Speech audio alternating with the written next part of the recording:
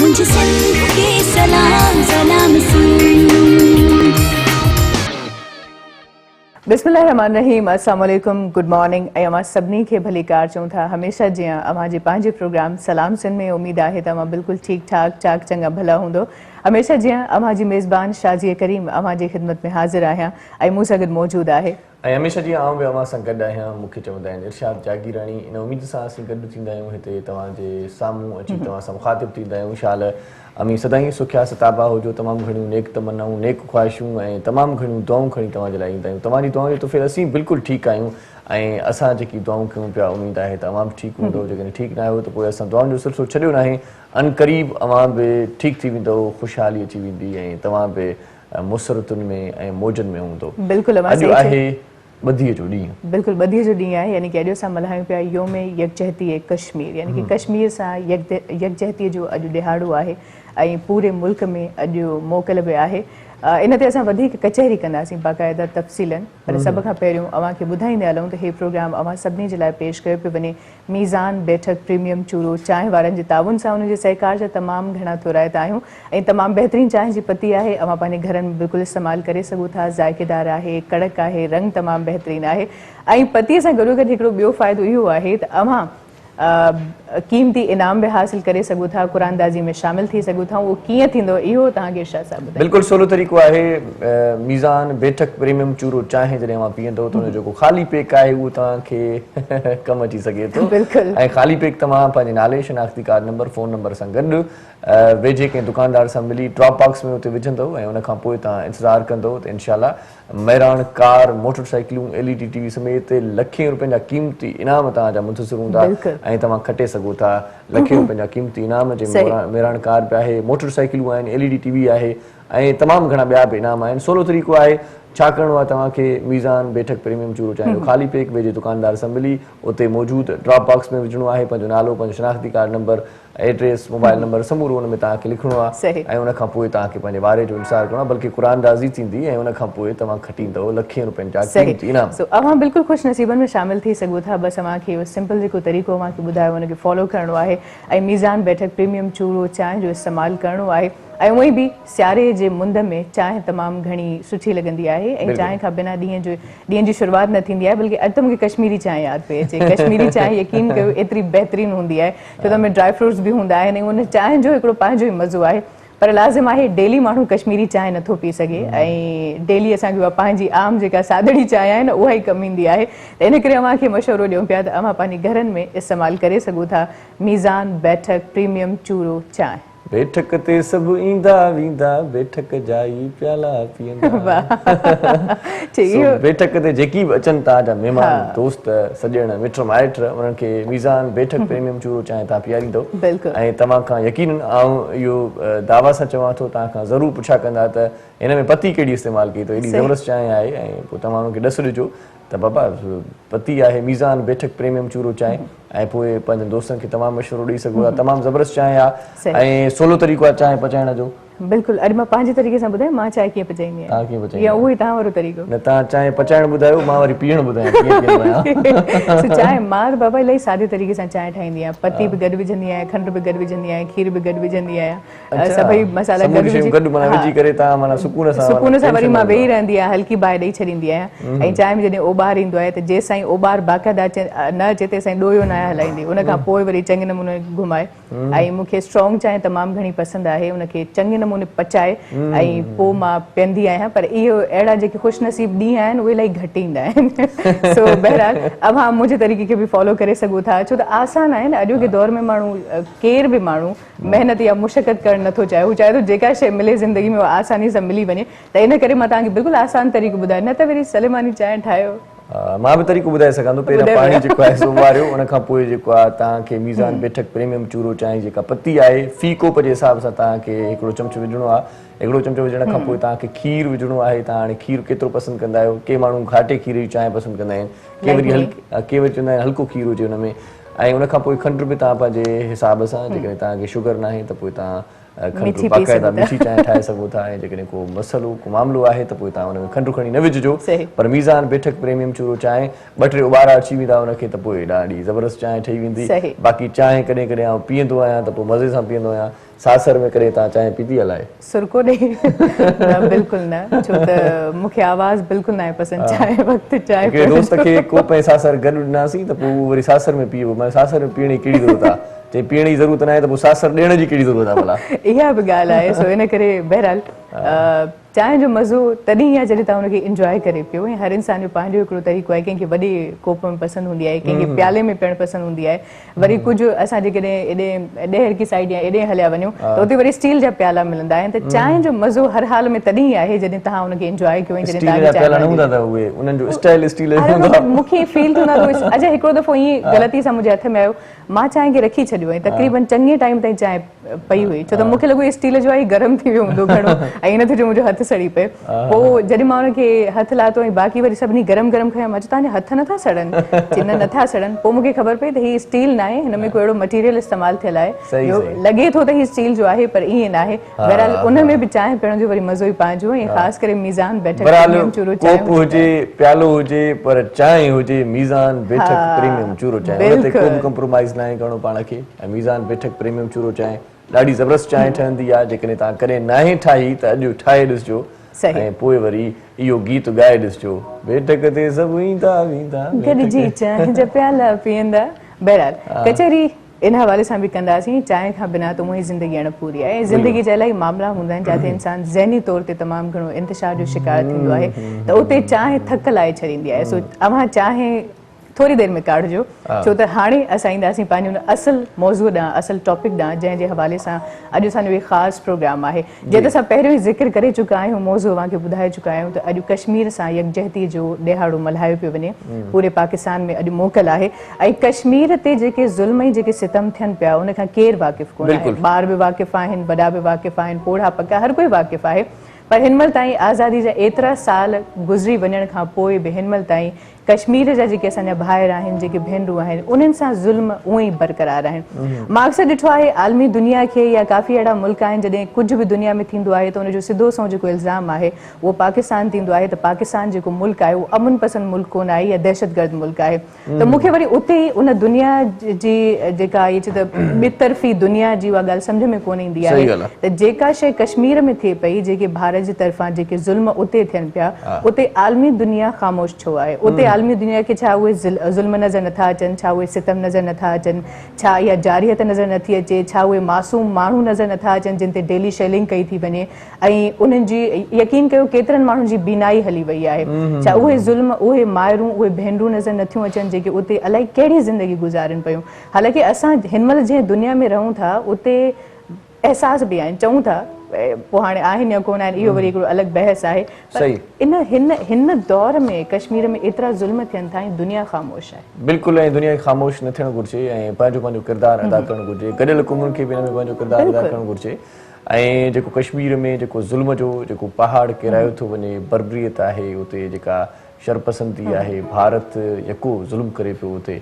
अॼु योम कश्मीर जे ॾियाड़े ते असां पंहिंजे कश्मीरी भाइरनि सां ॿधीअ जो इज़हार कयूं था त असीं तव्हां सां गॾु आहियूं ऐं इनशाला उहो ॾींहुं परे न आहे जॾहिं कश्मीरी असांजा हूंदा ऐं असां उन्हनि जा हूंदासीं। ऐं वरी अॼु जीअं शाज़ीअ ॻाल्हि कई त उते मूंखे नूरजहां जूं, मैडम नूरजहां जूं इहे सिटूं बि यादि अचनि थियूं जॾहिं उहो कलाम ॻायो वेंदो हुयो त ए दुनिया के मुनसिफ़ो सलामती के ज़ामनो, कश्मीर की जलती वादी में बहते हुए खून का शोर सुनो। जेकी बि असांजा ॿिया मुल्क आहिनि या गॾियल क़ौमूं आहिनि उन्हनि खे इहो शोर ॿुधणु घुरिजे ऐं पाण हिन वक़्तु हिकिड़ी डेडिकेशन ॾींदासीं कश्मीरी भाइरनि खे हिकिड़े वीडियो सॉन्ग जी सूरत में।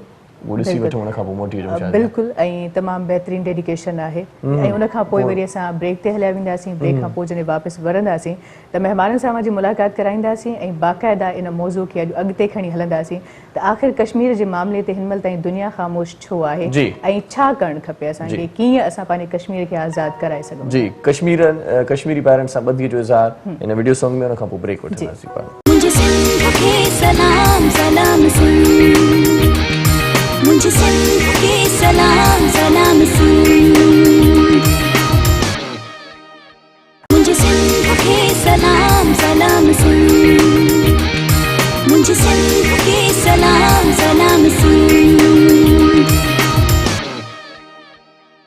सलाम सिंध में मुख़्तसिर ब्रेक खां पोइ वरी अमां सभिनी खे भलीकार चऊं था। हे प्रोग्राम अमां सभिनी जे लाइ पेश कयो पियो वञे मीज़ान बैठक प्रीमियम चूरो चांहि वारनि जे ताउन सां ऐं गर्मा गर्म चांहि जो कोप साथी मेज़बान जे हथ में आहे। सो ॿुधायो वाह जी चाहियां ज़बरदस्त चाहियां ऐं माना मां जेसीं ताईं मीज़ान बैठक प्रीमियम चूरो चांहि नथो पियां न तेसीं ताईं माना एनर्जी मूंखे नथी अचे। मां माना आदी थी वियो आहियां ऐं उबे त सुबुह सुबुह तां हिकिड़ो कोप अचणु शर्त ॾींदो आहे मूंखे मीज़ान बैठक प्रीमियम चूरो चांहि जो ऐं हिकिड़ो कोप वरी हिते पीअंदा आहियूं। सो चांहि ॾाढी ज़बरदस्त आहे ऐं आउं चाहींदो आहियां त चांहि माण्हू पीए त माना ॾेह खे ख़बर पए त चांहि पीए थो अमरा, ईअं लिक में चांहि न पीजे, हीअं चांहि पीजे ईअं ॾिसिजो। ऐं ख़ैर हे देसी तरीक़ो आहे ऐं विदेशी ॻाल्हि इहा आहे त माण्हू खे ख़बर पए न अॻिले खे जेको साम्हूं वेठो हुजे हुनखे ख़बर पए चांहि पीए थो सच्ची ईअं न। खैर चांहि भली हुजे त पोइ तव्हां कीअं बि पी सघो था, हुन में कोई मसलो न आहे। सासर में विझी पियो, प्याले में पियो, कोप में पियो, बहरहाल चांहि ते कचहरी कंदासीं, अञा टाइम पियो आहे।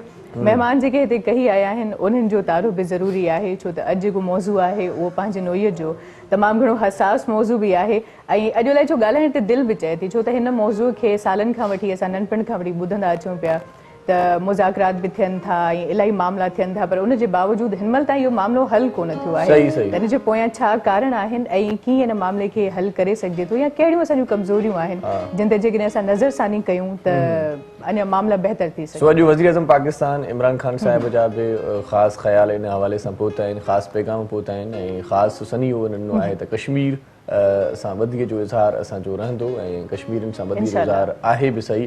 कोर कमांडर कॉन्फ्रेंस थी कल्ह जंहिंमें कमर जावेद बाजवा साहिब जेको आर्मी चीफ आहे उन बि ॿधीअ जो इज़हार कयो आहे। तमामु जेकी बि असांजा ईअं खणी चऊं त बतून जा रखवाल आहिनि उन्हनि समूरनि माण्हुनि ॿधीअ जो इज़हार कयो आहे। ख़ासि तौर ते अॼु समूरे मुल्क में ख़ासि कॉन्फ्रेंसूं बि थियनि पियूं, सेमिनार बि थियनि पिया, ख़ासि तक़रीरूं बि थियनि पियूं ऐं आउं ॾिसां पियो त चौकनि चौराहनि ते बि कश्मीर सां ॿधीअ जो हिकिड़ो इज़हार नज़र अचे पियो। माण्हू ॿाहिरि बि निकितल आहिनि, ख़ासि मोकल बि आहे अॼोके ॾियारे जे हवाले सां, रैलियूं बि निकिरंदियूं ऐं तमामु घणा जुलूस बि निकिरंदा।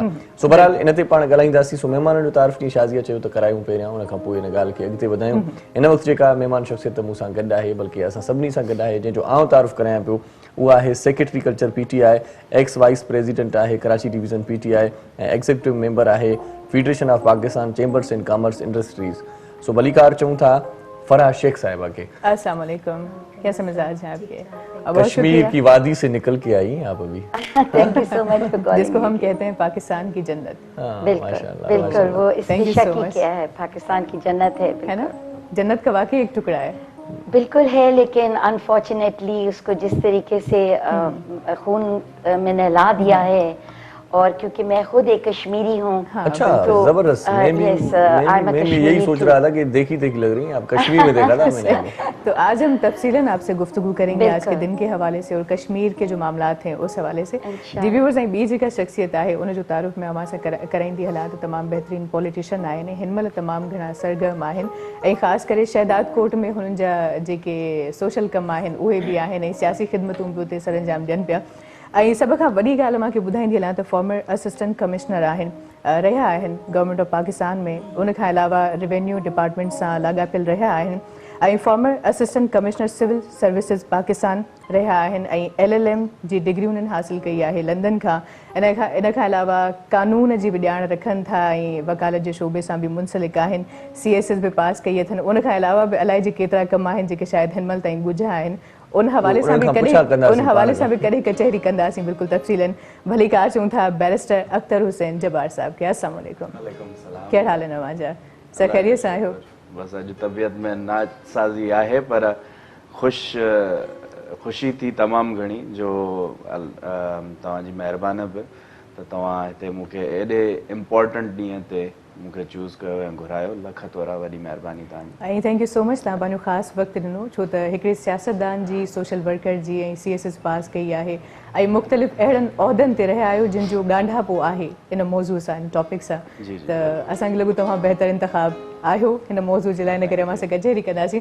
ऐं उन खां पोइ कश्मीर सां या पाकिस्तान सां मुहबत जो इज़हार हमेशह असां कंदा आहियूं ऐं मुख़्तलिफ़ तरीक़नि सां कंदा आहियूं। त अॼु कुझु बालिकड़ा बि मौजूदु आहिनि जेके अॼु कश्मीर जे हवाले सां वीचार वंडींदा ऐं उन्हनि जा जेके ख़्याल आहिनि ॾिसूं था त केतिरा कोमल, केतिरा सादा ऐं केतिरा सुहिणा आहिनि। सो हिन पासे ते नंढड़ो बालिकड़ो मौजूदु आहे, नौशेरवान। अस्सलाम वालेकुम, कैसे हो?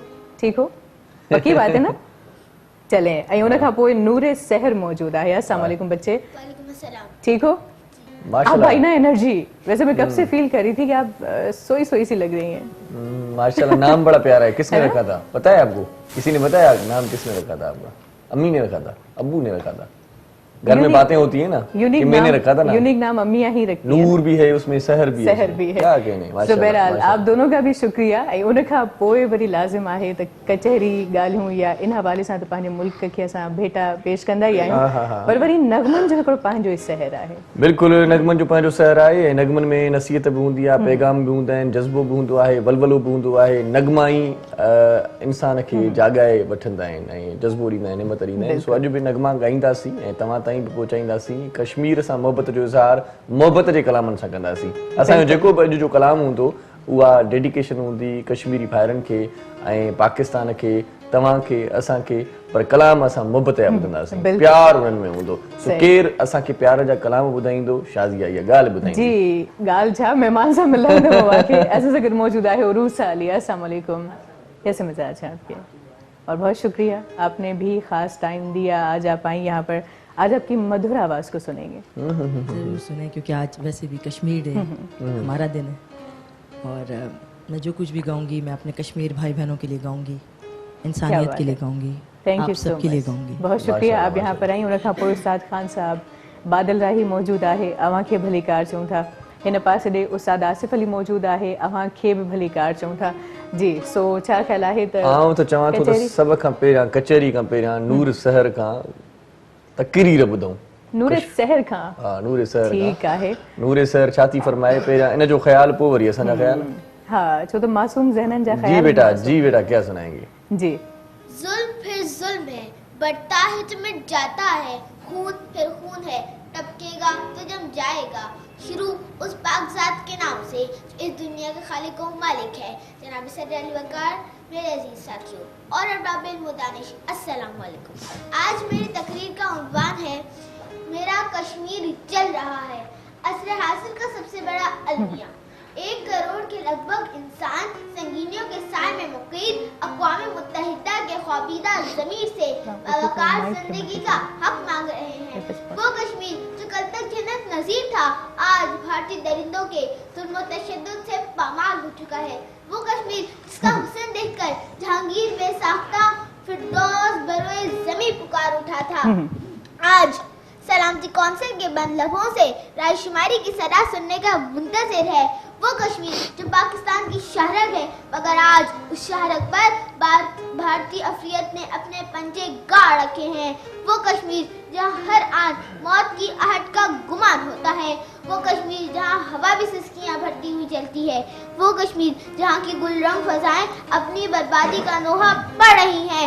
वो कश्मीर जिसकी मजलूमियत पर शायर का ज़मीर चीख उठता है कि जी रहे हैं आज मुस्लिम मौत की जंजीर में, मौत भी नोहा कना है वादी कश्मीर में। मगर जनाब वाला आज़ादी अक़वाम मुत्तहिदा की आंखों पर साम्राज्य कुव्वतों ने जाले बुन रखे हैं, लेकिन आज सलामती कौंसिल का ज़मीर मुस्लिम मफादात के मामले में अब नींद सोने का आदी हो चुका है। वो कश्मीर आज़ादी सुनहरी तश्तरी में सजी सजाई अता नहीं होती, बल्कि उसे तो खून की धारों पर रक्स करते हुए हासिल किया जाता है। आज़ादी किसी अक़वाम मुत्तहिदा की सलामती कौंसिल की बेज़मीरी या मसलहत कोशी की पाबंद नहीं, मगर जनाब वाला एक वक्त आएगा जब कश्मीरियों का लहू बोलेगा और हक को बातिल पर फतह मिलेगी। शायद वो ये नहीं जानते, जनाब सर, शायद वो ये नहीं जानते कि लहू बोलता है, और जब लहू पुकारेगा तो कोई महमूद गजनवी या कोई मोहम्मद बिन कासिम आएगा।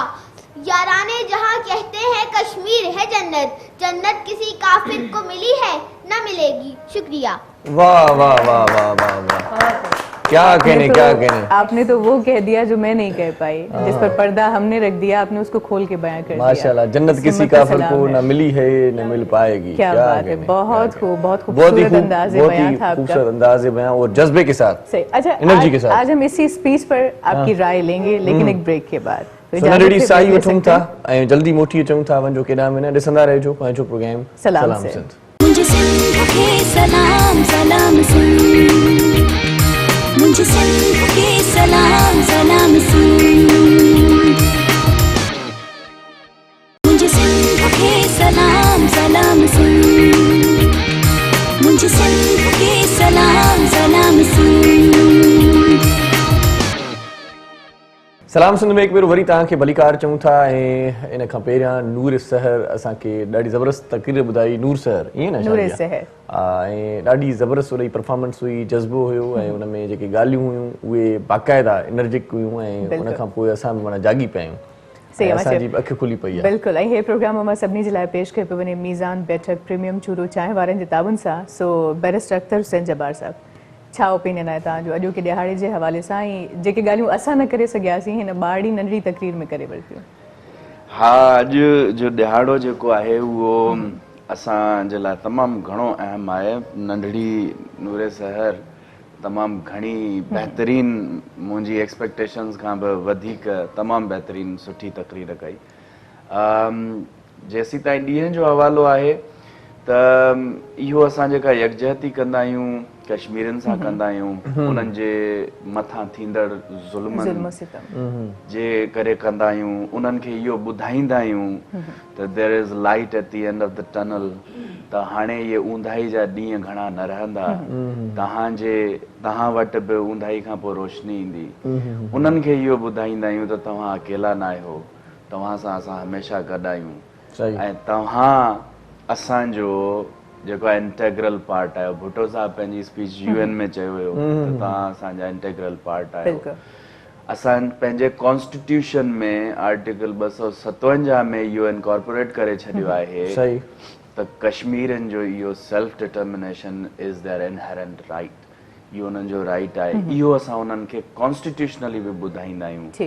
असां उन्हनि खे हर शइ में मिलिट्री असांजी, असांजा political institutions, educational institutions, entertainment, हर कोई असांजो इहो ई 5 फरवरी ते उन्हनि खे ॿुधाईंदो आहे त असां तव्हां सां गॾु आहियूं, तव्हांजे ज़ुल्मनि मथां थींदड़ ज़ुल्मनि खे कंहिं न विसारियो आहे, न ई असां विसारण ॾींदासीं, छो जो असां वाहिद कंट्री आहियूं, वाहिद मुल्क आहियूं यूनाइटेड नेशंस में जेको कश्मीर ते आवाज़ उथारींदा आहियूं।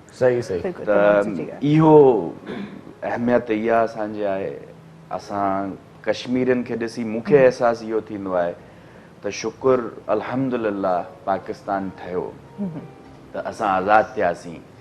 हिते जेके असांजा मसाइला आहिनि, नंढड़ा नंढड़ा, गैस कोन्हे, पाणी कोन्हे, रोड रस्ता कोन्हनि, इहे जॾहिं कश्मीर खे ॾिसी करे ॾिसूं था हिते, पोइ चऊं था त हीअ त जन्नत आहे न। हीअ माना इहे मसाला बि इंशाअल्लाह कॾहिं न कॾहिं असांजा हल थींदा। आज़ादी नेमत आहे, आज़ादी नेमत आहे। इहा मुंहिंजी जेका आहे फीलिंग हूंदी आहे हिन ॾींहं ते। त स्पेशली 2016 में 2014 में जॾहिं मोदी आयो, मोदी भारतीय जनता पार्टी जो आहे, उहा हिकु तमामु एक्सट्रीमिस्ट पार्टी आहे। उन्हनि जी शिवसेना एक्सट्रीमिस्ट रिलीजियस बिल्कुलु।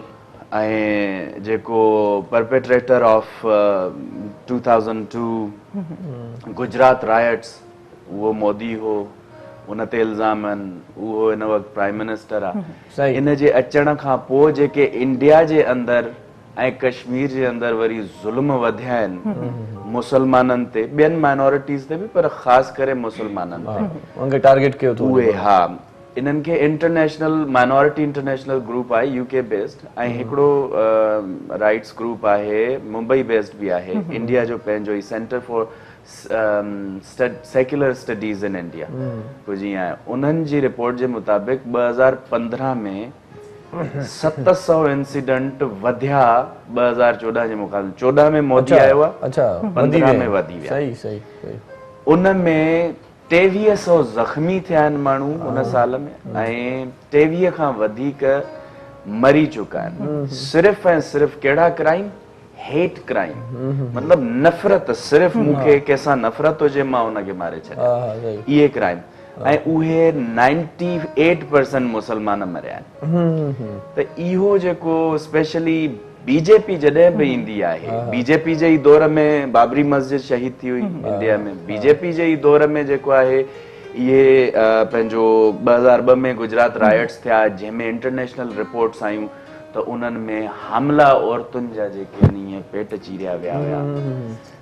इहे डेली रूटीन में कश्मीर में हलंदा आहिनि। स्पेशली 2016 में जॾहिं बुरहान वानी हिज़्बुल मुजाहिदीन जो जेको लीडर हुयो उनखे जॾहिं शहीद करे छॾियऊं त उनखां पोइ जेके राइट्स थिया आहिनि कश्मीर जे अंदरि, त उन्हनि राइट्स खां पोइ जेतिरो ज़ुल्म वरी कश्मीरियुनि ते वधी वियो आहे उहो मतिलबु हिस्ट्री लिखे थी पई ऐं इंडिया खे हिस्ट्री जेको आहे कॾहिं बि न बख़्शींदी। कश्मीर जे मामले में 7 लख फ़ौजी कश्मीर में तायुन आहिनि, 7 लख। UN जे मुताबिक़ the most militarised zone in the world. अच्छा, माना किथे बि ॿिए हंधि एतिरी आर्मी नाहे। हाणे आबादी केतिरी आहे? आबादी ही 7 लखनि खां कुझु थोड़ी वधीक, उन ते 7 लख तव्हां जेका आहे उहा विझी छॾी आहे। माना सम्झो फर्द ते हिकिड़ो सिपाही तव्हां ताइन।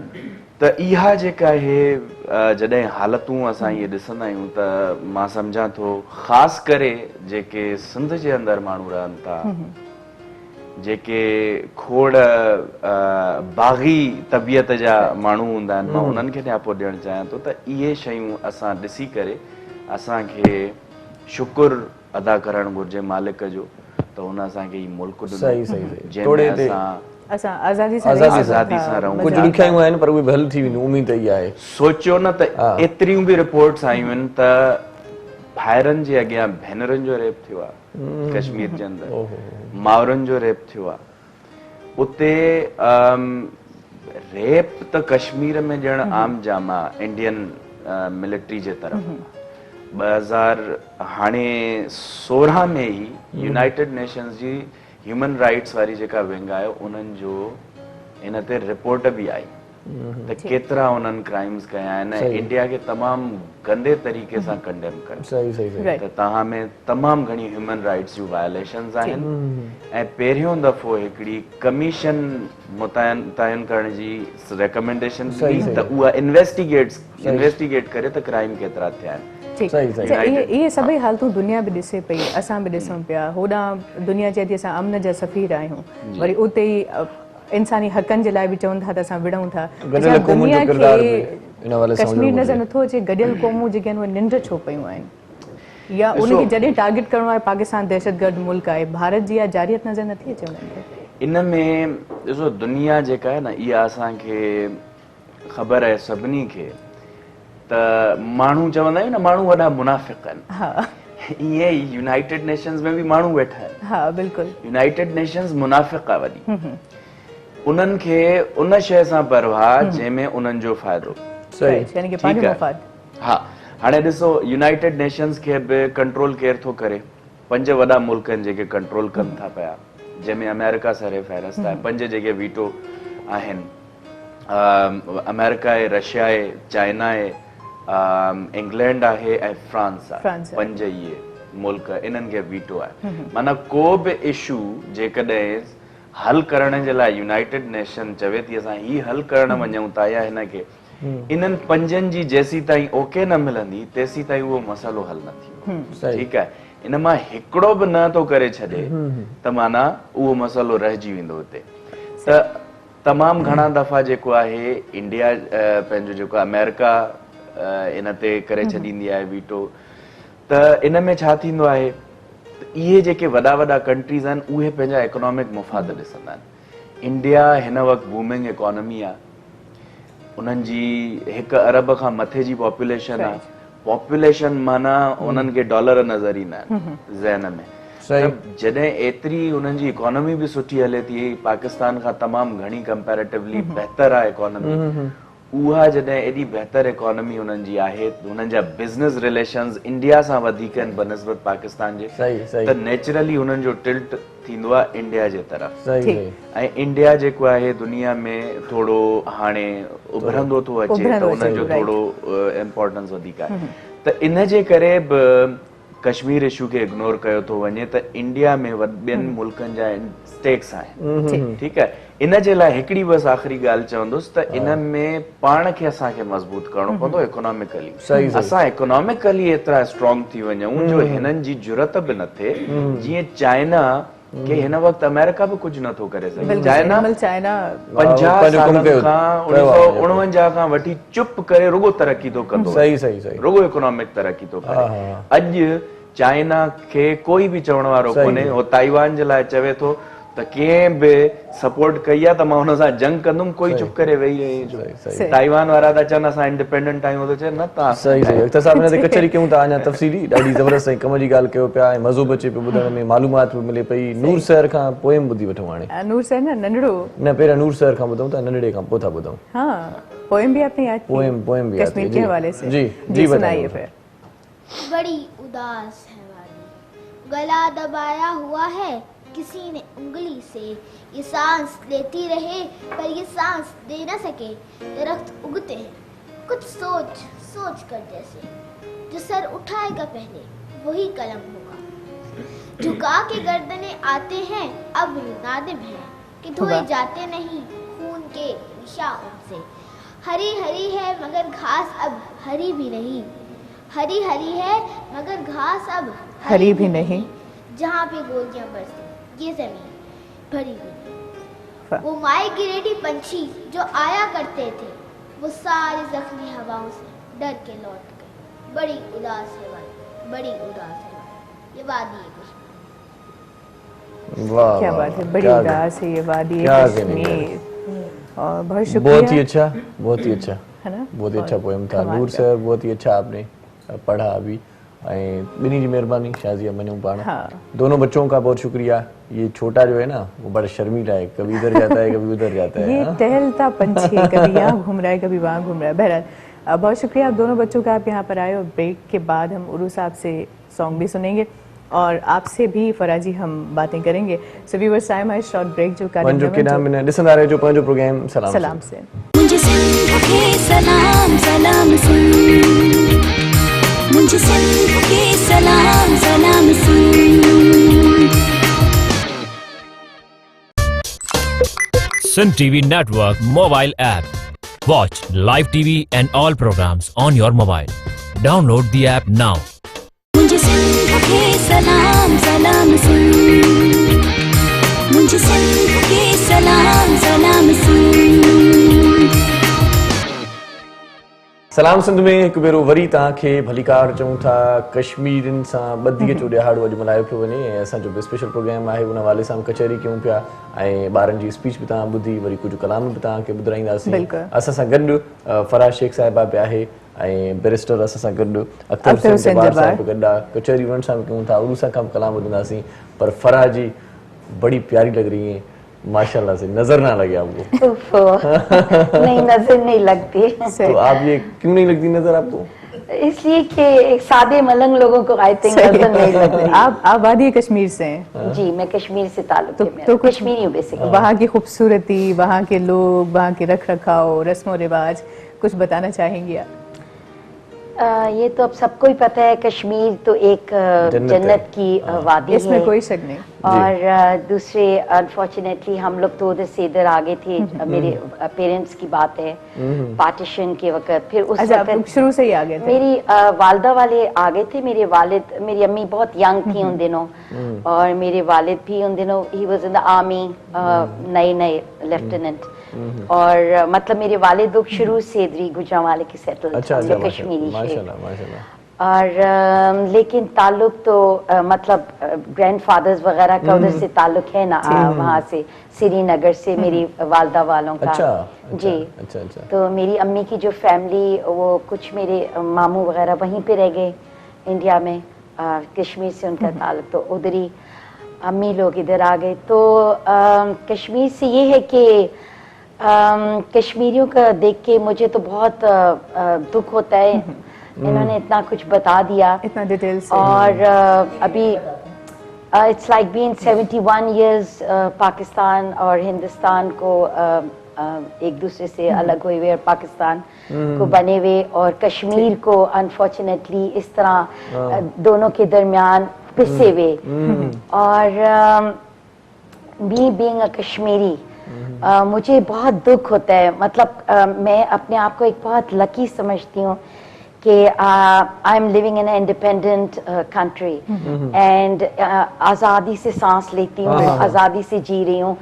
उन लोगों की फीलिंग्स देखे, वो जिस तरीके से सुबह, मैं कहती हूँ, कहते ना कयामत आएगी, कयामत आएगी, कयामत तो इंशाल्लाह आएगी एक दिन, हमारा ईमान है, एक ईमान है, मगर Yes, उन पर हमारा, रोज़ हम आती है। मुसलमान है, हमने मरना भी है, कयामत।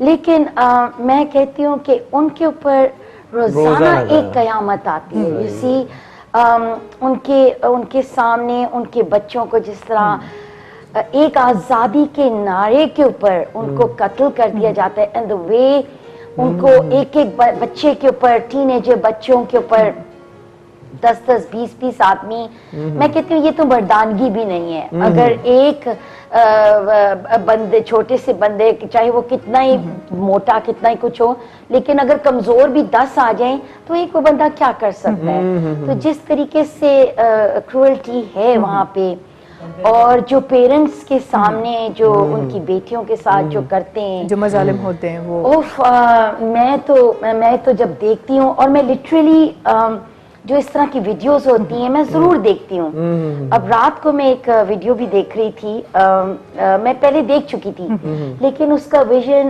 उसके रिफ्लेक्शन मुझे बार बार वो हो रहे थे माइंड के अंदर। सही। जिस तरीके से क्रूअल्टी से उसके बेचारे के पहले पाँव काटे, कश्मीरी की, मैं कश्मीर का दिखा रही हूँ, Indians, this is why you see, मुझसे अगर कोई पूछता है ना जी कि आप इंडियन, मैं यकीन मानेंगे मैं बिल्कुल इंडियन पिक्चर्स नहीं देखती, इंडियन ड्रामे नहीं देखती, इसलिए कि आई एम एलर्जिक। जैसे एक बंदा एलर्जी होता है ना, I am allergic with Indians. तो उसके हाथ काट दिए, पहले चॉप किए, ऐसी बातें बल्कि इसको मैं यूं खत्म करूंगी, बिल्कुल, हाँ, मतलब इतना जुल्म हो रहा है, यू नो, कि लेकिन ये आप बातें बताने में, मतलब लेकिन मैं ये जरूर कहूंगी कि आप लोग जरूर देखें, और आप लोग को ताकि फील हो कि देखें उनका दर्द भी, कुछ भी हो, लेकिन हमारा प्यार उनके संग रहेगा, उनके संग रहेगा। पाकिस्तान का प्यार उनके संग रहेगा। रूसा जी हमारे साथ है, और ये सॉन्ग सुनेंगे हम, उनको डेडिकेशन करेंगे। बाकी बातचीत को आगे हम कंटिन्यू करेंगे। कश्मीरी जो भी हैं, हमारे भाई हैं, हमारा प्यार आपके साथ है, हमारा प्यार आपके संग रहेगा हमेशा जी। मिले टू यू, मुझे इतना अफसोस है, मैं आलमे दुनिया से ये फरियाद ही कर सकती हूँ, रिक्वेस्ट ही कर सकती हूँ कि इतना जुल्म नहीं होना चाहिए। इंसानियत भी कोई चीज़ है। टेरिटरी की फाइट में बच्चों का कोई कसूर नहीं, सही, औरतों का कोई कसूर नहीं, कोई कसूर नहीं है। लेकिन जिस तरह कश्मीर की हालत दिन ब दिन बिगड़ती जा रही है, कोई ना कोई स्टेप अप होना चाहिए। राइट। और मैं ये सॉन्ग अपने कश्मीरी भाई बहनों को डेडिकेट करती हूँ, उनसे मेरा बहुत प्यार है, क्योंकि महनाज जी का ये गाना जब जहाँ भी मैंने परफॉर्म किया है, हमारे कश्मीरी भाई बहन जो पाकिस्तान में रहते हैं, जैसे ये भी हैं, फराजी भी हैं, हमेशा मुझे उन्होंने कहा है कि तुम ये गाना गाया करो, तो मुझे अंदर से महसूस होता है कि तुम लोग हमारे हो, बल्कि बाकी कश्मीरियों के ही हैं। बल्कि हमारी तरफ से भी हम चाहेंगे कि ये हम टीवी की तरफ से तमाम हमारे कश्मीरी भाइयों को जी सुना दें, हो जाए।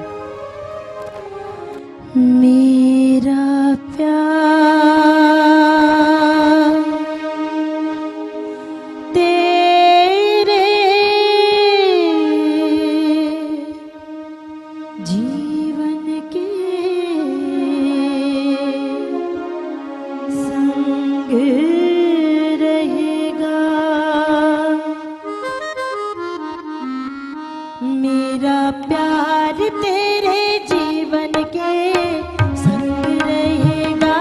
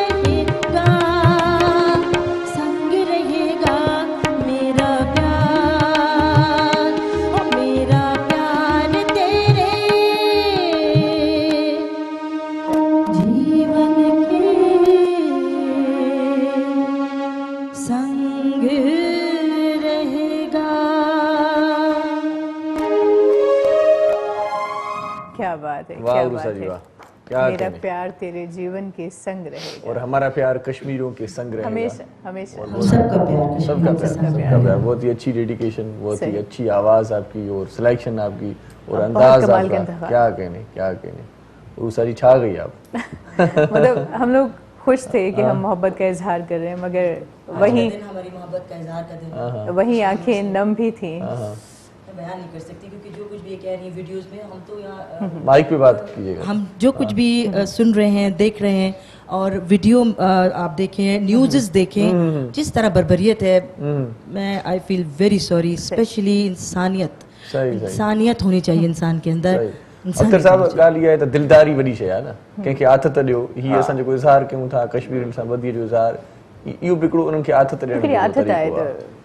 असां हा, गॾु सां आहियूं। गॾु ॾुखे वक़्त में कोई जॾहिं चवे थो मां तोसां गॾु आहियां, त इहा बि वॾी हिकिड़ी ॻाल्हि इहा आहे बिल्कुलु बिल्कुलु तमामु वॾी ॻाल्हि आहे, छो जो इंडिया हिकु तमामु वॾी इकोनॉमी आहे, उन्हनि खां आज़ादी वठणु सवली ॻाल्हि न आहे। ऐं जॾहिं अहिड़े वक़्त में जिते जेकॾहिं असां मिसाल जेकॾहिं पाकिस्तान सेल्फिश थी पवे, 100% सेल्फिश थी ऐं चवे त मूंखे कहिड़ी परवाह आहे कश्मीरी आज़ादु थियनि था या नथा थियनि, मां पंहिंजी इकोनॉमी खे सिधो कयां, पोइ इंडिया सां ट्रेड शुरू करे छॾे, हर शइ शुरू करे छॾे, चवेसि बाबा कश्मीर बि तूं ख़ैरु आहे, बसि मूंसां तिजारत करे थो सघे। ऐं जेकॾहिं ईअं कंदो त फाइनेंशियल तमामु घणो फ़ाइदो थींदो, पर उहो सभु पंहिंजा फ़ाइदा पोइते करे सिर्फ़ु असां इहा आथत नथा ॾियूं, असां पंहिंजा फ़ाइदा सभु पोइते करे उन्हनि सां गॾु बीठा उन्हनि सां गॾु आहियूं। बीठा त तव्हांजे करे जेको तव्हांजे खून सां रंगियल नोट आहे न घुरिजे, उहो असांखे घुरिजे ई कोन। इहे असां मुल्क ऐं असांजो मोस्ट करप्ट जेको को पॉलिटिशियन हूंदो न, उहो बि इहो ई चाहींदो।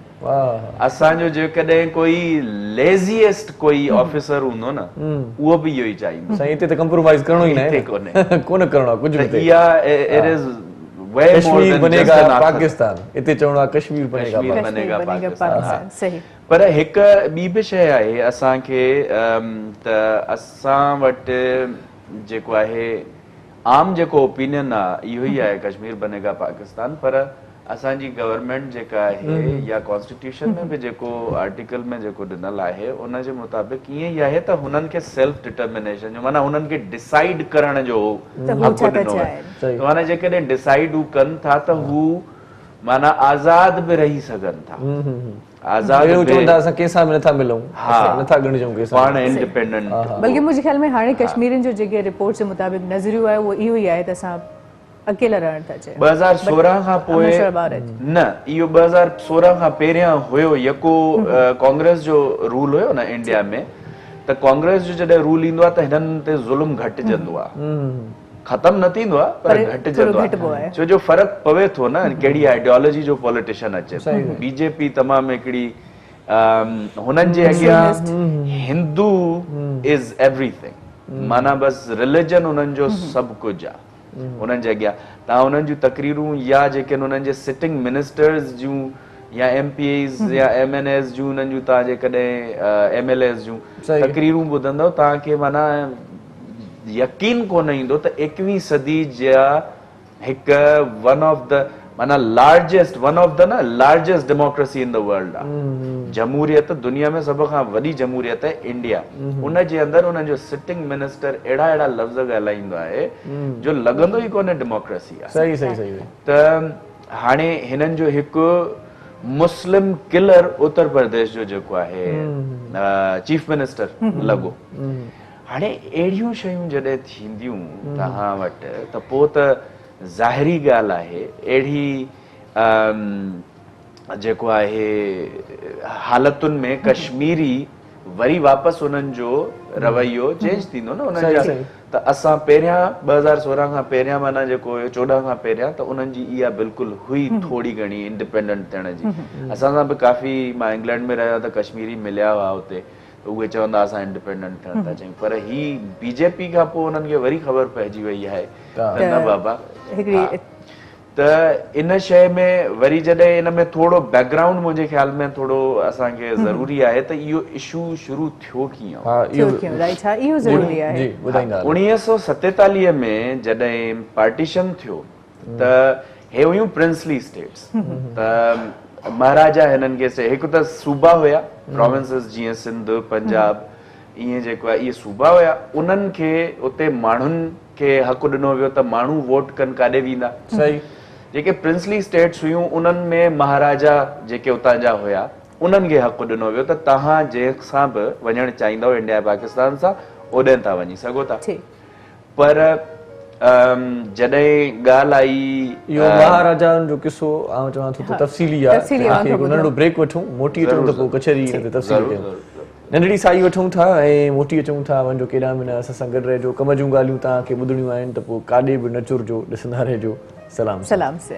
मुझे सिंध के सलाम सलाम सुन मुझे सिंध के सलाम सलाम सुन मुझे सिंध के सलाम सलाम सुन मुझे सिंध के सलाम सलाम सुन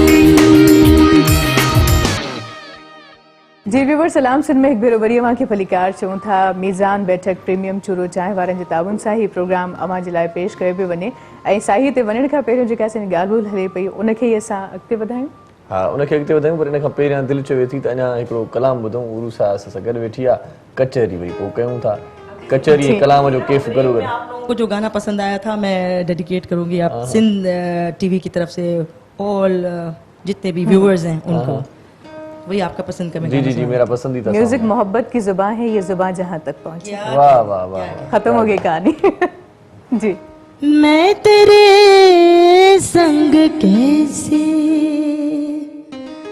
चलूं सजना तू समंदर है मैं साहिला की हवा मैं तेरे संग कैसे चलूं सजना तू समंदर है मैं साहिला की हवा मैं तेरे संग कैसे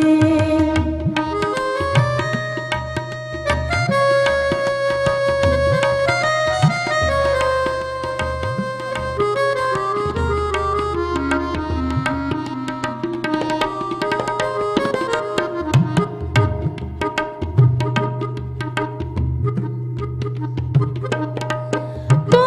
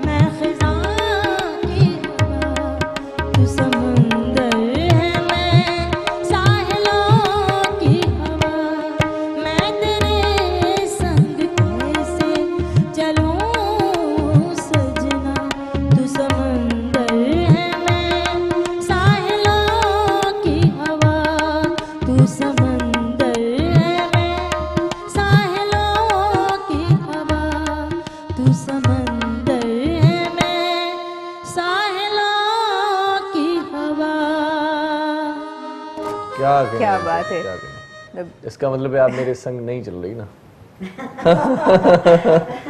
बहुत ही फेवरेट गाना आपका है, आपने कहा मैंने गा दिया। वैसे मेरा था। ये गलत, आप दोनों का गलत बात बोल दी आपने। क्या इनके कहें, संग नहीं चल पा रही हूँ। मेरे संग चल ले, जिंदगी भर साथ मैं आप दोनों के संग चल रहा हूँ। हम सिर्फ टीवी के संग चल रहे हैं, हम कश्मीर के संग चल रहे हैं। बिल्कुल हम कश्मीर के साथ हैं। आसे पाण महाराजा जो ज़िक्र कयोसीं भाई, सो उहा कहानी ख़त्म थिए त वरी पोइ कचहरी कई। उहा साईं ईअं आहे त उन में हैदराबाद जे निज़ाम ऐं जूनागढ़ जे महाराजा इन्हनि ॿिन्हिनि जेको आहे पाकिस्तान ॾे अचणु चाहियो पिया। झट में नेहरू फोर्सिस होॾे मोकिले छॾियूं पंहिंजूं ऐं उन्हनि खे जेको आहे कंट्रोल करे वरितो, हेॾे न अचणु ॾिनो। हाणे वरी जॾहिं इंडिया जो महाराजा जेको आहे उन कायदे आज़म साहिब खे चयो त जेको आहे असां ईंदासीं तव्हां ॾे, पर हुन वरी जेको आहे सीक्रेटली नेहरू साहिब सां जेको आहे करे छॾियो। हाणे इन में नेहरू जो पर्सनल इंट्रस्ट हो, नेहरू ॼाओ कश्मीर पियो, हुनजी दिलि हुई हुन सां त इहो असां ॾे अचे। त हाणे जेकॾहिं ईअं चइजे त ही जेतिरो ज़ुल्म कश्मीरियुनि ते थिए थो पियो हिन वक़्त ताईं, इहो सिर्फ़ु नेहरू जी पंहिंजे उते ॼमण जे करे त इहो मां ॼाओ आहियां त इहो असां ॾे अचे, उनजे करे थो थिए त हिन में को वधाउ न थींदो। त उन में जेको आहे उते नेहरू जेको आहे फोर्सिस हेॾा मोकिलिया, एॾे पाकिस्तान बि हेॾा मोकिलिया। पाकिस्तान जे ट्राइबल एरियाज़ वारे माण्हुनि तमामु घणो सपोर्ट कयो असांखे हिते, ऐं असां जंग विड़ियासीं ऐं खटीसीं, जंहिंमें आज़ाद कश्मीर जेके अॼुकल्ह चऊं था असां, इहो असां उते खटियोसीं। उन खां पोइ इंडिया भॼी वियो यूएन में, उते जेको आहे कंप्लेन कयईं त बाबा हिननि खे जेको आहे बीहारियो त जेको चवनि उहो कयूं था पिया। पोइ यूएन रेज़ोल्यूशन पास करे सीज़ फायर जो चयो, उन खां पोइ चयईं त जेको आहे पंहिंजो सेल्फ डिटर्मिनेशन जे लाइ प्लेबिसाइड थींदो, माना कश्मीरियुनि खां पुछियो वेंदो त तव्हां काॾे वञणु था चाहियो।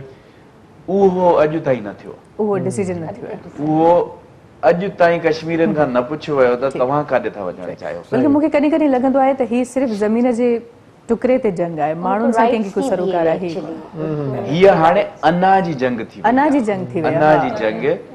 हाणे माना ॾिसो न, तव्हां चवंदा आहिनि त जेतिरो तव्हां मथे हली वेंदा आहियो कंहिं बि पोज़ीशन ते, ओतिरो इंसाननि सां तव्हांजो ताल्लुक़ ख़तम थींदो। प्राइम मिनिस्टर्स, मिनिस्टर्स, जनरल्स, उन्हनि जा जेके उन्हनि खे कहिड़ी परवाह, उहे ॾिसंदा आहिनि छा त कीअं रोज़ असां मारियूं था, चवंदा अॼु एतिरा मरिया। अच्छा जी, पीटीआई का क्या ओपिनियन है इस हवाले से? क्योंकि कितनी हुकूमतें आई चली गईं, कुछ नहीं हुआ, इस हुकूमत से क्या आप समझती हैं? एक्सपेक्टेशंस हैं कि कुछ कश्मीर के मामले पर कुछ बातचीत हुई है? बिल्कुल जी, हमारे प्राइम मिनिस्टर खान साहब तो उनकी पूरी कोशिश है यही कि पहले तो डायलॉग थ्रू मुज़ाकरात के जरिए इंडिया के साथ, लेकिन अभी वो आपको पता है जो बीच में भी जो अप्रोच किया था वो भी उन्होंने इनकार कर दिया।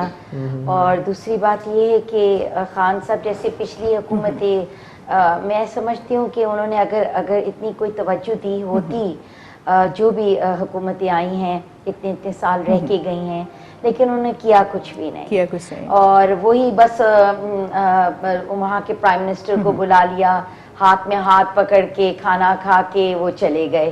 मतलब जो बेसिक इशू था कश्मीर का, बेसिकली हम लोगों का आपस में जो basic issue is Kashmir, and I don't think so it's, but of course Khan sahab is trying his level best कि डायलॉग थ्रू हो। सही। तो डायलॉग इंशाल्लाह, देखिए खान साहब की तो पूरी कोशिश है, और I have a full trust in him. Khan साहब त हाणे जेको आहे दिसंबर में जॾहिं रीसेंट स्कर्मिशेस थियूं हुते 300 खां वधीक माण्हू मारे छॾिया हिननि इंडियन फोर्सिस, त खान साहब हुते ई यूएन सेक्रेटरी जनरल खे फ़ोन करे ऐं इहा शिकायत दर्ज कराई ऐं डिमांड कयो त जेका इहा पंहिंजो ही रिपोर्ट हुई जेका यूएन जी आई हुई 2016 में, उन खे ज़ैद ज़ैद राद अल रहमान को जीअं नालो हमरा जो जंहिं जेको आहे इहा रिपोर्ट ॾिनी त उन जी रिपोर्ट जे मुताबिक़ जेका रिकमेंडेशन हुई सही त तव्हां जेको आहे हिकु कमीशन जोड़े करे इन्वेस्टिगेट कयो human rights human crimes against humanity सही उहे इन्वेस्टिगेट कयो त उहो इमरान ख़ान साहब उन्हनि खे इहा डिमांड वरी रखी त इहो कयो वञे ॿिन्हिनि में कयो भले आज़ाद कश्मीर में बि कयो हुते बि कयो त इहो ख़ान साहब कयो त आहे पर हाणे इन जो हल जेको आहे न कश्मीर इशू जो हल जेको आहे उहो हिकिड़ो आहे असांजी तरक़ी जॾहिं असां इकोनॉमिकली एतिरो मज़बूत थी वेंदासीं जो असांखे कोई अखि ॾेखारे न सघंदो त पोइ पाण ईंदो चवंदो हाणे वियो ॻाल्हियुनि जी बेइज़ती पाण ई अची ॻाल्हि इहा ई आहे न ॾिसो तव्हां असां पाण में ई ॾिसंदा हूंदासीं शहर में ॿिनि घरनि जे विच में जेकॾहिं को मसइलो थो थिए हिकिड़ो अमीर आहे ॿियो ग़रीब आहे अमीर चवंदो आहे यार मां हिन सां छा वेही ठा वग़ैरह कंदुसि जॾहिं ग़रीब उथी करे उनजी लेवल ते पहुचंदो पोइ चवंदो आहे हा यार हाणे हे मुंहिंजे लेवल ते आयो हाणे हिनखे रिश्ता ई न थींदा लेवल खां सवाइ हिन वक़्तु असांजो मसालो इकोनॉमी आहे ठीक त यानी कि जेकॾहिं असां इकोनॉमिकली स्ट्रॉन्ग थींदासीं त अखि में अखि मिलाए ॾिसी करे उनखे चई सघंदासीं चाइना जो जीअं मां मिसाल ॾिनुमि ऐं अहिड़े ई तरीक़े सां फ्रांस ऐं जर्मनी जो ॾिसो वॾे में वॾा दुश्मन छाते गॾु वेहिजी विया ट्रेड ते इकोनॉमिक एक्टिविटी ते हाणे इंडिया पाकिस्तान एतिरो दुश्मन न आहे जेतिरो फ्रांस जर्मनी वर्ल्ड वॉर 2 में जेतिरा दुश्मन हुआ उहे बि वेहिजी विया हिननि ते ट्रेड लेवल ठही वई यूरोपियन यूनियन ठही वई यूरोपियन यूनियन माना फ्रेंच हिकिड़ो सिटीज़न जर्मनी में जर्मन सिटीज़न फ्रांस में बगैर वीज़ा जे अची वञी सघे थो रही सघे थो उतां जी सिटीज़नशिप वठी सघे थो एतिरो करे छॾियो हिते असांजी ठहियल आहे सार्क जेका आहे association of south Asian countries जेका आहे उन में ईअं आहे छो जो ग़रीब आहियूं न माना पैसा कोन्हनि न त असांजा मसाला ई ॿिया आहिनि असां वटि जो पैसा कोन्हनि त असांजा वेचारनि ग़रीबनि वारा मसाला आहिनि न असांजा बाबा पाणी कोन्हे बाबा गैस कोन्हे रोड भॻल आहिनि तालीम सिहत इहे असांजा हुननि जा त इहे मसाला आहिनि ई न छो जो हो त हिते पहुता आहिनि इकोनॉमी हुननि जी त हो हाणे हुननि जा बेसिक्स आहिनि ई न त हो वॾनि इशूज़ खे था ॾिसनि असांखे बि उते ई पहुचणो आहे छो जो ही जेके इशूज़ आहिनि जेके थर्ड वर्ल्ड इशूज़ जेके चइबो आहे इहो जेको ग़रीबाना इशू मूं चयो इहो तंज़िया हुयो छो जो हिनखे वर्ल्ड ग़रीबाना इशू चवंदी आहे तंज़िया लफ़्ज़ त उहे जॾहिं हिननि ग़रीबाननि इशूज़ मां असां निकिरंदासीं तॾहिं असां वॾनि इशूज़ ते ईंदासीं त हाणे वियो हाणे ॻाल्हायो टेबल ते छा था चओ असां जॾहिं पेट्रोल अघ खां निकिरूं टमाटर जो अघु छा आहे इहा रियलिटी आहे त तव्हां जेकॾहिं तव्हां मज़ाक में ॻाल्हि कई पर सचा जेकॾहिं रिश्तो बि खपे त उहा बि हैसियत ॾिसी ऐं उन खां पोइ जोड़िया थो वञे त हीअ त मुल्क जा मामला आहिनि लाज़िम आहे तव्हांखे हिकिड़े पूरे सम्झो खिते खे आज़ादु कराइणो आहे त उन जे लाइ लाज़िम आहे तव्हांखे उन लेवल ते अचिणो पवे फराजी रैली निकाल रही हैं आप आज बिल्कुल जी आज बिल्कुल कश्मीर निकलूंगी तो I am leading a rally हमारी पीटीआई की तरफ से तो पूरा हम लोग प्रोटेस्ट कर रहे हैं फिर हम लोग कायदे आज़म के मज़ार पे जाके अपना जो हमारी लीडरशिप है सारी हमारे एमपीएस एमएनएस जितने भी हैं तो वहाँ जाके हम लोग एंड करेंगे तो हम तो थे और हैं और इंशाल्लाह कश्मीर के फेवर में रहेंगे। स्पीच तो वहाँ पर करेंगी आप लेकिन कोई गाना मैं कश्मीर स्पीच करूंगी इतना मेरा इम्पोर्टेंट नहीं है मेरे एमपीएस बैठे हुए हैं माय एमएनएस आर देयर तो ऑब्वियसली इसलिए आप अपनी स्पीच यहाँ पर छोड़ के जा रही हैं मैं स्पीच नहीं वैसे सुना है आपकी आवाज बड़ी खूबसूरत है मेरी आवाज तो आजकल मत पूछे आजकल चर्चा हो रहा है ना तो कश्मीरी जुबान में कोई अगर कोई सॉन्ग आपको याद हो Kashmiri is basically Hindko language Hindko हाँ हिंदको में हम लोग के ग्रैंड पेरेंट्स वगैरह मेरे पेरेंट्स वगैरह हिंदको बोलते थे लेकिन क्योंकि मैं कराची में ब्रॉट अप हुई हूँ और मैं बोल लेती हूँ मतलब पंजाबी बोल लेती हूँ हिंदको टाइप सही वो मैंने एक सॉन्ग सुना था हमने गाया था ना कश्मीरी सॉन्ग वो तो बहुत सारे सिंगर्स लेकिन मुझे आता नहीं कश्मीरी गाना कोई भी आता हो सुना दे कोई भी माशाल्लाह से आपने अंगूठियां भी बड़ी प्यारी पहनी हुई है बार-बार ऐसे दिखा रही हैं अंगूठी नहीं ये तो देखिए I am a Malang person ये मेरी एक हॉबी है ये मैं फैशन के तौर पे नहीं पहनती, मैं कुछ और जेवर नहीं पहनती सिवाय ये। माशाल्लाह सही। माशाल्लाह। तो वही सुना दे मलंग है तो मस्त मलंग जाके सही।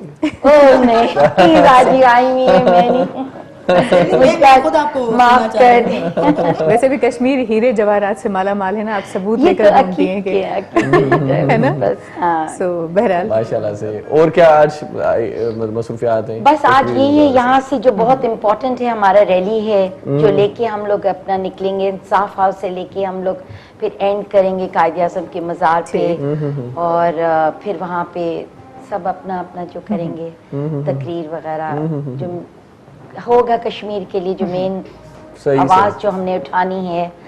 हमारी कोशिश है कि उनको आज़ादी मिले और खुदा करके उनको आज़ादी मिले क्योंकि मैं इस जज्बे को समझ सकती हूँ, बहुत पेनफुल है। बल्कि हम भी समझते हैं जब हम पढ़ते हैं। बल्कि मैं कल एक शेर पढ़ रही थी और मेरे दिल को चुभा कि सुना है कि बहुत सस्ता है खून वहाँ का, लोग जिसे वादी कश्मीर कहते हैं। एक शेर में पूरी कहानी बयां कर दी और शायद मैं उसको अपने अल्फाज में बयां नहीं कर सकती हूँ। क्या कहने।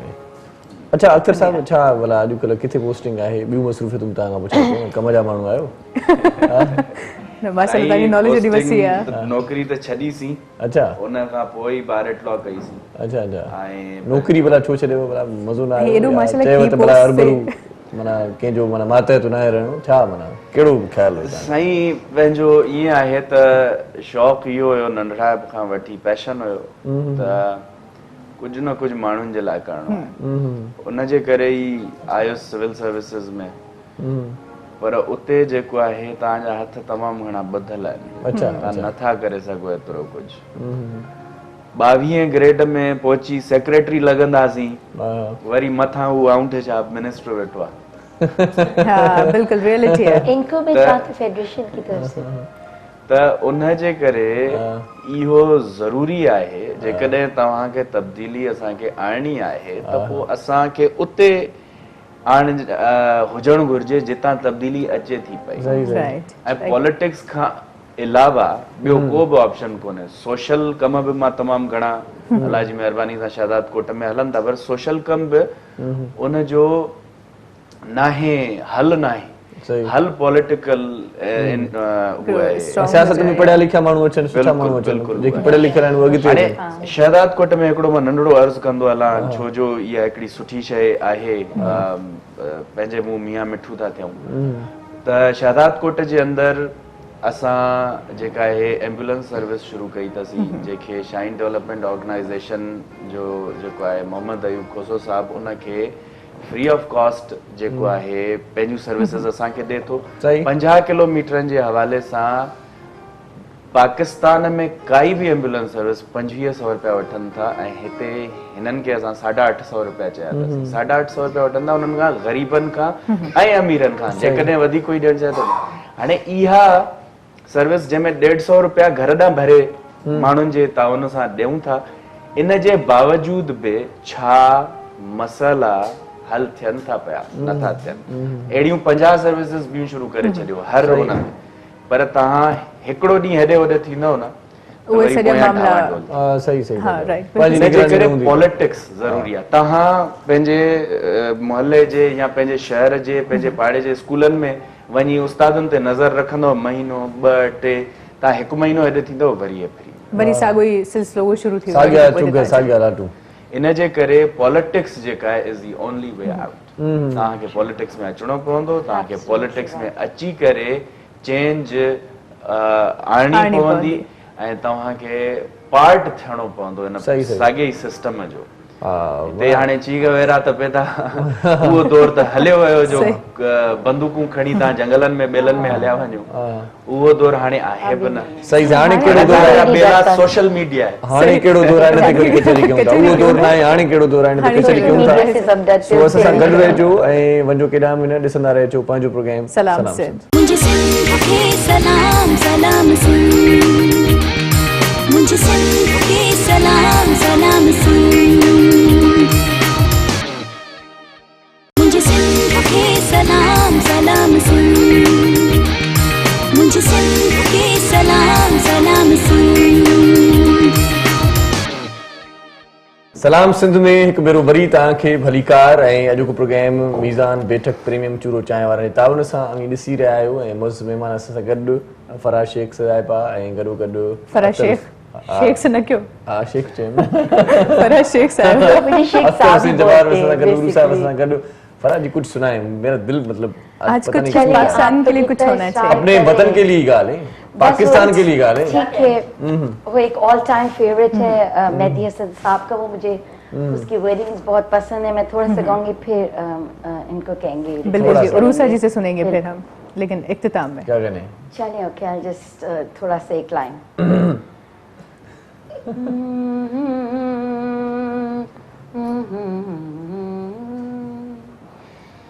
ए वतन पाक वतन, ए वतन प्यारे वतन पाक वतन पाक वतन, ए मेरे प्यारे वतन, ए वतन पाक वतन।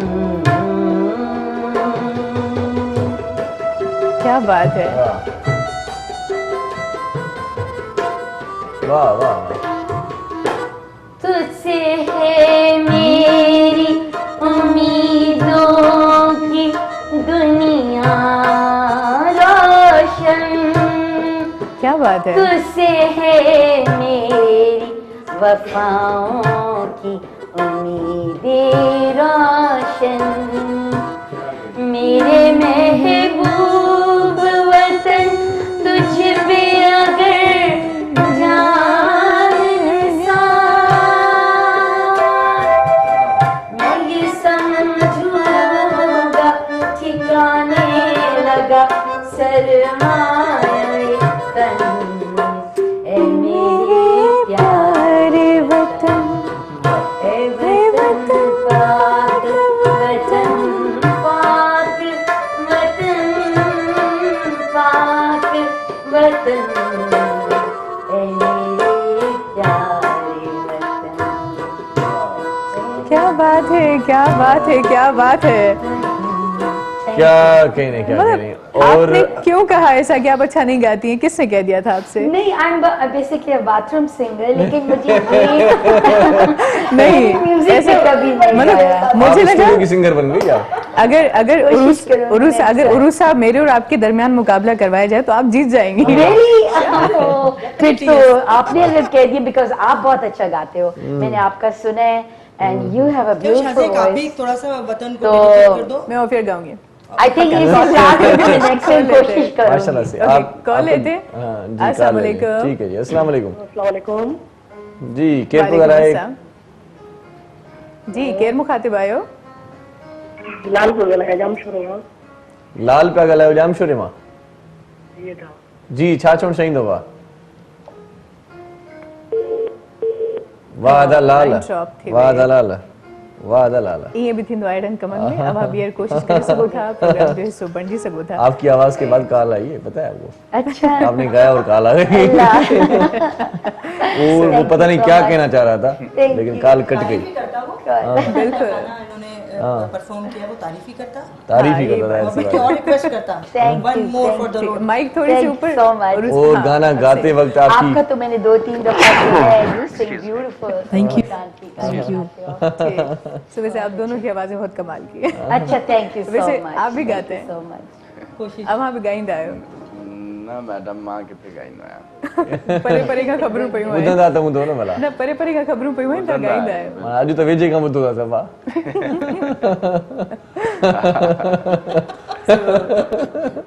इन ते वरी टैग हुते कोई डेडिकेट कर दे। छो त तकलीफ़ूं दर्द ज़िंदगी जो हिसो आहिनि, पर वरी आख़िर में आहे त मुस्कुराहट, जेका हर दर्द जी दवा आहे। त इन करे पुॼाणी रोई करण खां बहितर आहे माण्हू ख़ुशियुनि सां अलविदा चए, है न? हूअं बि ज़िंदगीअ में इलाही ॾुख आहिनि। ज़िंदगी खिल भोग चर्चो हुजे। हा, ज़िंदगी उहे भी अॻिते वधण जो क्या नालो कहना आहे हंस के ज़िंदगी एक में। बंदा गुजार ले, थोड़ी सी जिंदगी है। मैं तो इसी चीज पे बिलीव करती हूँ। आज जो आपका आज है, उसको हंसी खुशी गुजार दो, क्योंकि कल आप सिर्फ प्रिडिक्ट कर सकते हो, ये you don't even know that just next another 1 hour. And जो past is, I guess it's a past. Past gone, जो gone. गुजर गया वो आज गुजर जो गया। है उसको पकड़ो और अच्छी तरीके कल पे नजर रखो। क्या कहने, बहुत ही अच्छा मैसेज भी आ गया इसमें आपको। मैं तो यही कहती हूँ, जो मेरा मैं प्रैक्टिकली इस पे अमल करती हूँ। आई डोंट नो दूसरे क्या करते हैं, बट मेरा प्रैक्टिकली नहीं नहीं, जिंदगी का बड़ी- यही है ना, मैंने कल जो देखा है था आपको। वो था। बड़ी मनमोजी हैं आप, मैंने देखा है आपको। एनर्जेटिक है, हाँ, बहुत एनर्जेटिक। तो बहुत शुक्रिया Thank you. Faraz Thank you Sheikh so साहिबा, much. बहुत शुक्रिया आप Thank हमारे you so प्रोग्राम में much for तशरीफ लाई। calling me again, and it was a pleasure meeting AAP you. आएंगी, दोबारा आएंगी और आपसे मुलाकात दोबारा भी होगी हमारी इंशाल्लाह इंशाल्लाह। के ज़िंदगी रही तो। ऐं अख्तर हुसैन जवाहर साहब, तव्हांजी बड़ी महिरबानी, लख थोरा तव्हांजा, ऐं तमामु घणो जेको आहे इश्तियाक बि तव्हां सां मिलण जो, ऐं अॼु कचहरी कईसीं, ऐं तमामु घणियूं कम जूं ॻाल्हियूं, मालूमाती ॻाल्हियूं ॾिसण वटां ॿुधण वटां मिलियूं, ऐं तव्हांजी बि सिंधीअ में वॾी महिरबानी। बहुत शुक्रिया कि सिंधी ना अचे तो। हाँ, अचे तो अचे तो। बहुत शुक्रिया कि जब भी आपको हम इनवाइट करते हैं आप हमेशा आती हैं। ये मेरे सिंध की मोहब्बत है मुझसे, पूरे पाकिस्तान की मोहब्बत है आखिर में मुझसे। वतन से मोहब्बत का हो जाए। बिल्कुल ठीक है। बिल्कुल बिल्कुल। अवां जी वॾी महिरबानी, आसिफ साहब वॾी महिरबानी अवां जी। ऐं हे प्रोग्राम अवां सभिनी जे लाइ पेश कयो वियो मीज़ान बैठक प्रीमियम चूरो चांहि वारनि जे ताबुन सां। त वेंदे वेंदे हिकिड़ो कलाम अवां जे लाइ छॾियूं वेंदासीं। अवां जी दिलि में पंहिंजी जाइ अॾियूं वेंदासीं। पंहिंजो, पंहिंजनि प्यारनि जो, दिलि वारनि जो, घर वारनि जो, पंहिंजे ॿारनि जो, ऐं उन्हनि जो बि ख़्यालु रखिजो। जिन जो ख़्यालु रखण वारो केर बि कोन आहे। हयाती बख़ैर, सिरंडे ख़ैर हुजे। सुभाणे वरी नई प्रोग्राम में शाज़िया करीम इरशाद जागीणी जी ख़िदमत में हाज़िर थींदासीं। असां पारां मोकिलाणी जीए लतीफ़, जीए मिठी ॿोली। मिठी ॿोली। अल्लाह हाफ़िज़। अल्लाह हाफ़िज़। जी रुसा जी।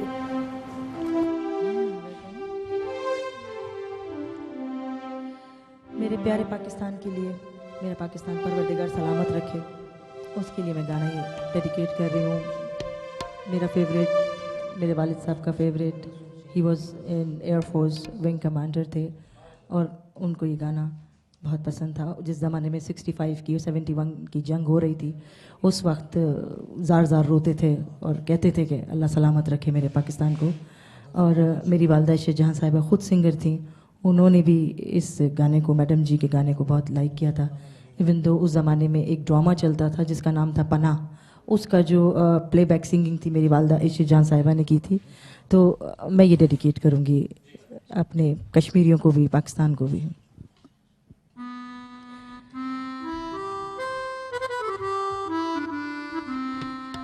है वतन के सजीले जवानों, है वतन के सजीले जवानों, मेरे नग़्मे तुम्हारे लिए, मेरे नग़्मे तुम्हारे लिए, है वतन के सजीले जवानों, है वतन के सजीले जवानों, मेरे नग़्मे तुम्हारे लिए,